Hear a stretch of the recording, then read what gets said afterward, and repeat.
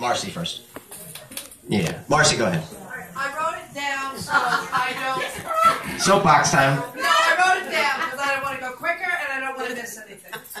Now, it says, there's a saying, everyone can make an error, but errors not corrected become mistakes. That's true. And the Parks Department has made a lot of errors in our area that have been brought up in numerous times, and they remain uncorrected.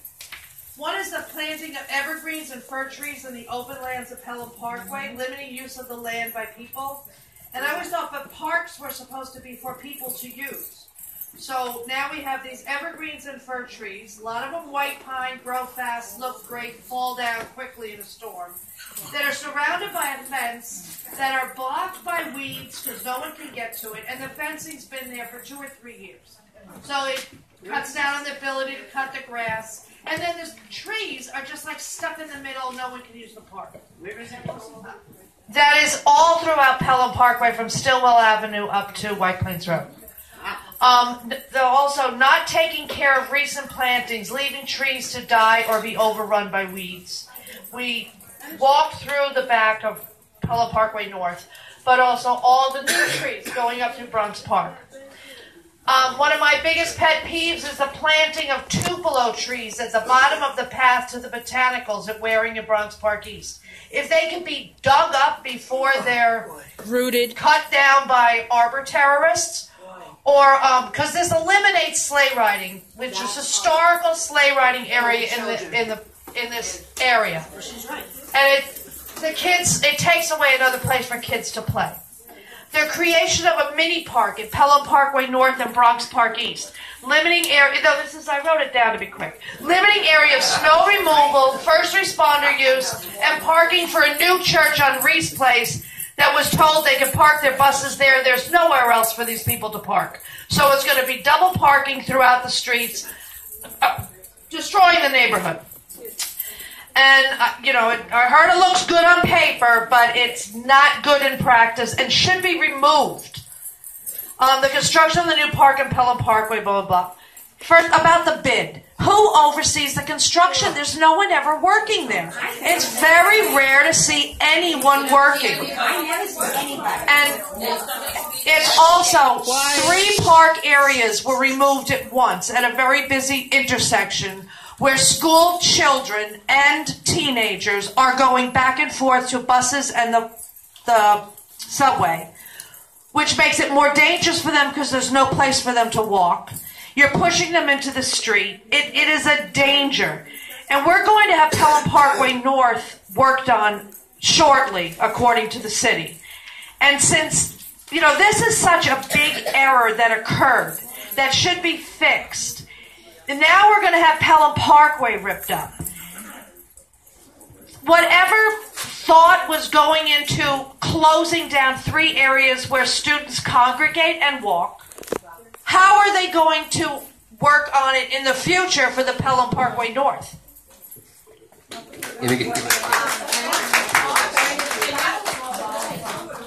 No, I can't. I know this is going to be. I can't answer all of this. It was all. What we can do, Marcy, because you know that I do come out. Okay, so we were together, so I do come out, and I don't hesitate in doing that. But that's a long list. So what I like to do is you're so close to me. So why don't I bring a few people from my department and yourself, and we can go item by item in my office. I like Raphael to be part of it as well, okay, to be part of it, so that we can go item by item, and I'll bring the proper people that need to be able to respond to the satisfaction. Because I want to make sure, because you're right, there's too many projects going on at the same time, and it's converging all at once, and we need to be able to stagger that to be able to properly not have the community so inconvenienced. Now, remember, any project that's going to go on anything is going to inconvenience the community to some extent, but it should not be to the extent that it's so intrusive. Absolutely. And we have made some arrangements in terms of opening up sidewalks, trying to open up areas to make it to a good, and that is because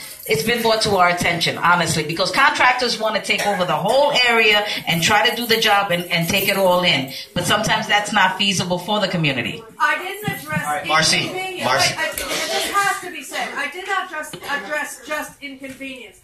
I addressed fundamental errors in judgment of where things are being done. The tupelo trees, it's killing me.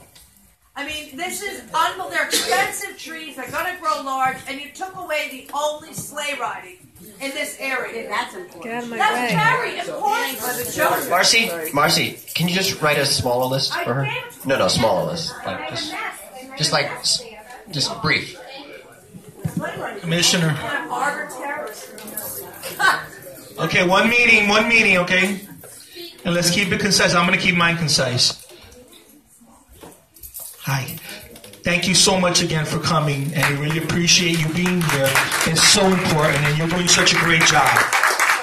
A lot of times we get a lot of different things, but the one complaint that I've been getting a lot, and I get it not only in this area, but I also get it in Machalu Parkway, is the loss of benches. I know that there's a situation going on with the benches, and we lost a lot of benches very suddenly, and I want to know if you can just let us know what's going on with that and how do we get them back once everything is done. Will we get the same amount back? When the plan was designed, and I'll say this, okay, because people tend to, when the plan was presented to the community board, I can't say whether they indicated how many benches were going to be removed at that time.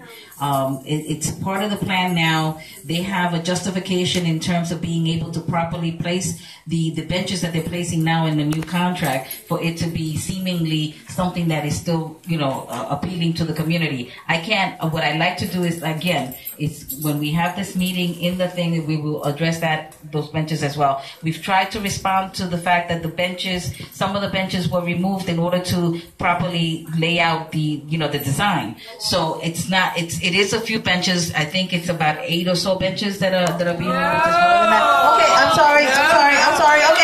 Okay, I know. Okay, so no, but what we will have the meeting. I will have the designer there. I will have the contractor there, and I will have a few. I can't overwhelm. So if you select 3 or 4 people from the community that will be the most vocal to be participating in it, I greatly appreciate it because I want you to hear it from the horse's mouth directly. Thank you very much. Keith Davis. Thank you. I just want to, tap on what Kenny was saying. I thank you and your staff for coming out here, and also Raphael for having you guys come here. Thank you. Okay, the question is going to, bounce off from what Kenny was saying. Yes, there were limited benches, but the problem that I had, me and my girlfriend went, this summer, we went for a little, night walk, and we walked down Bronx Park East, and we sat down. We also seen that the benches were very limited, and we sat down and we sat on the bench, and we seen a garbage can and a chain attached to the bench, and I thought that was so. Who does that? Who approved that? And that doesn't cost any money. Take those benches and put them away from the, those garbage cans got garbage in there and they're attached to the benches right where you're sitting. Who did that? I mean, all you got to do is take those garbage cans, move them away from the benches, and people could sit down and enjoy the outdoor enjoy the area. I wish you can, do that because that'd be so good. And me and my girlfriend could walk on the, walk in the summertime, or even when it gets cold, and just enjoy the outdoor. Thank you. And also, I'm just going to piggyback. We counted, because we walked, and I kid you not, I don't need the mic, I have a big mouth. We counted where Beth Abraham is. It's almost, I don't want to say the haves and the have-nots, but it's ridiculous. They took the benches that were outside near the pools. Yeah. They removed them. There is one bench. There used to be a bench on the inside. Workers from the hospital, when they take a break, when I take my uncle who's in the nursing home out and I used to sit on the bench is gone from Allerton to Burke Avenue. Yep. No benches, no garbage cans, black bags that if you do go in the park, bring your black bag because that's what you have to do. If you go from Allerton to Pelham Parkway, those are the benches. There are like 25 benches, people. You have to be fair in the distribution. This was July 4th. We There are did this. 25 Then we benches. came out again and we called and we called and we were saying someone help. This is really unfair because a lot of the people don't have money to go to other places, so they use the parks that we have. I am 53 years old. I grew up in that park. We would do everything in that park. Why does they have 25 benches with the cans on one side and nothing on the other? We call 311. We call people. Can someone help us? If you please could help us, because people are trying not to litter. One side you have to put garbage bags. Allerton to Burke Avenue, nothing. It's unfair. And I will let my park manager respond to that a little. Thank you for your question. Thanks. No way there's 25 benches. I'm going to answer your question. Supervisor Mike Mancuso is here. He will answer your questions about the garbage, the trash, and also the trash management. Thank you. Thanks. All right, as far as the cans being chained to the thing, is the reason being it's not always chained on the bench. The reason is because Wait. You said it's not always chained? one or two benches they chained. It was already there when I got it. Let me finish. Okay. So what happened was, originally in the past, the kids were stealing the cans. If you look in the Bronx River, you will see all the drums in the river. So either we chain them so we can throw garbage in the cans, or remember, if you're talking about Allenton to Burke, there's a wall there, so there's nowhere else to put a can. Chain them to the wall. You can't. There's no wall to chain them to. The wall's flat. Come up with another idea. I'm sorry. I can't take it anymore. I'm sorry.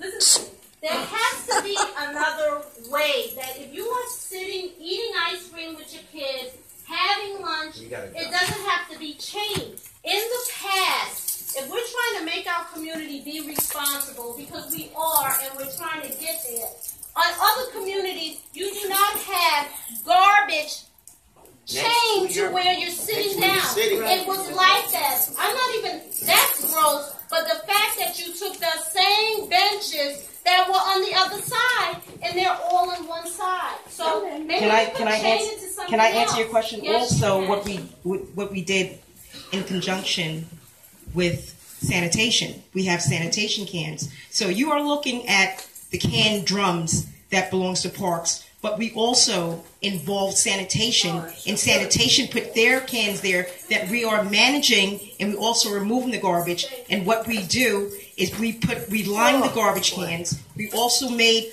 a different type of removal of trash within Pelham Parkway. What we did, we had separated. I'm going to say some things that you might not know, so just bear with me. We have different zones, we have different areas, we have different mileage, and we have areas that we have our staff maintain. We have that particular area of Pelham Parkway maintained now by a staff. The staff of one, well, is 3 people. Within that staffing that we have, as you know, we have bus stops. If you look at every corner with the bus stop, it's clean. If you look at the corner with the bus stops, we've been managing that, and we're addressing the issues. So the garbage cans, it's not limited. It's limited because they might have been removed. We're chaining them so they don't have to be removed. We're also adding additional cans along with sanitation. Keith, Angela, what are the exact locations of the garbage cans that are... No, I want the locations. What are the locations that are chained to the benches that when you sit down, the garbage stinks and it's right next to you? What are the exact locations? If you go from Allenton Avenue, going toward Pelham Parkway twice. No, Bronx Park East. We walk the whole strip.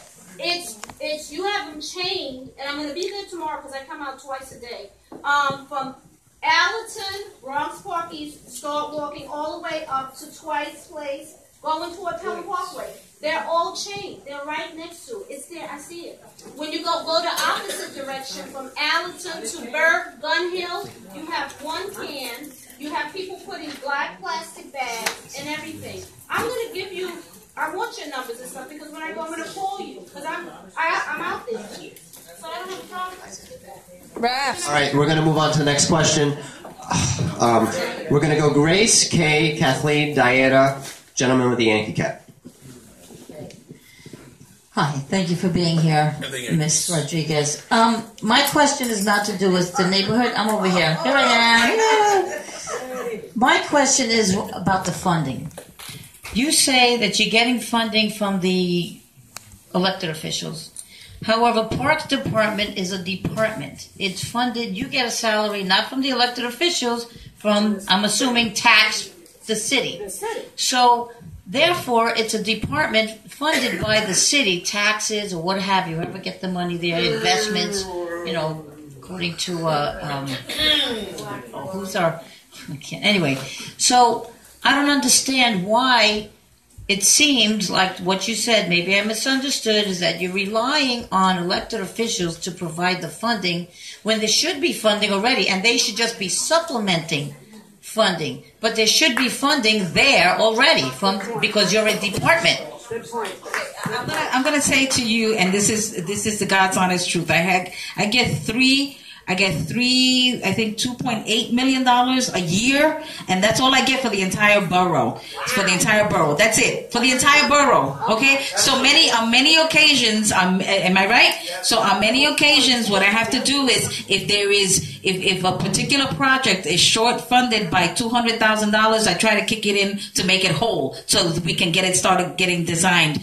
Sometimes we have issues with asphalt and pavement, and we have to address those particular issues. I'm talking about the entire borough. Yes. Do I wish that I could get that, a large amount of sum of money? No, I don't get it. Do I need it? Absolutely, without a doubt. So that's why we rely on the elected officials. You think that some of these projects, I am so upset of the fact that they cost so much. I can't believe it. And the millions of dollars. What can you build for millions of dollars? And this becomes very frustrating for me as a borough commissioner, wanting to be able to provide for the community. Wow. Well, just to piggyback on that. Okay, so you don't get that much money because that's nothing for the whole borough. I have an issue with the prices. How does something cost $5 million? Where are these prices coming from? From what I understand, I know how the city does business. They do bidding. They go to the lowest bidding. Okay? And the industry, because there's so much development that prices and contractors have now raised their prices. Right. And because they're not hungry. That's not a low bid. I would just like to suggest that you have people that live in the community that do construction and do this type of work. What would it take to have the community, people that live here, to actually work on their parts? I'm not the commissioner, but I'm supporting her on this one because this is very important. There's an annual speak out that Raphael goes on behalf of BPECA every year, and we ask the city to put more funding. There's a proposal out there for 1% of the budget to go into parks. And it's controversial and everything, but the commissioner just demonstrated how little the money that from the general fund comes to that. So when we have our speak out, I want you to avail yourselves to that